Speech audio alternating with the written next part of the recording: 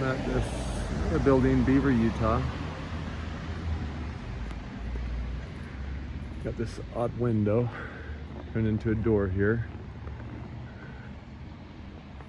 You got these vents here and here. Stone foundation. Very interesting stone foundation. Coal. Couple windows here. Says Vintage Mirror Saloon. And it goes down. Down in the back. These windows.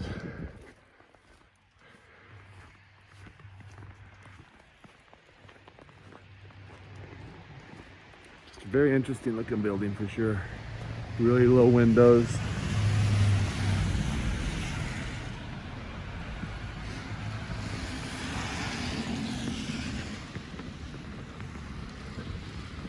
And then you got the stairs going up to the first level.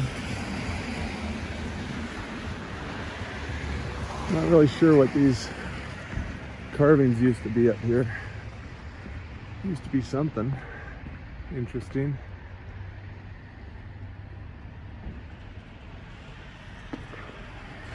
I guess this was the library.